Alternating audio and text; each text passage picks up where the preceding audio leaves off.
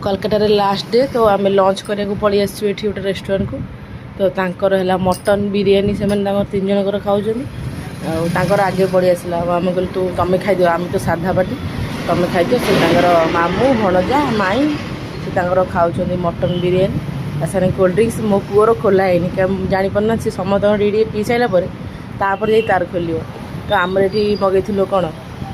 plain rice मगेलु आउ कि extra मगेलु जीरा राइस फाइस किसी आज इच्छा है ऑयली फूड खाइबा तो प्लेन डाल फ्राए मगेलु गोटे राइस ही मगेलु अल्प टे खाईदे डाल फ्राए प्लेन डाल फ्राए मगे ताकू जाचु तू खाइबी से कहते ना ना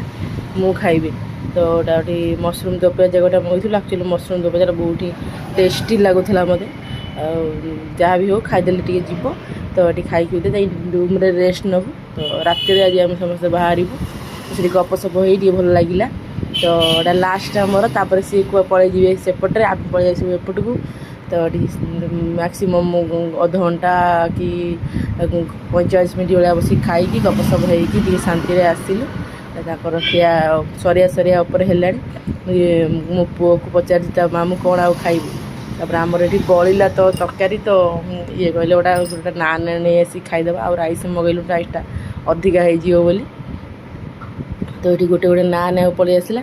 आम खाइलु आ गोटे नान आर कौन पुणी तंदूर चिकेन मगे खाइले मुझे हो जहाँ खाया कथा खाईदियो आज तो पलैब आने पलि गले 4टा बेले पलि गले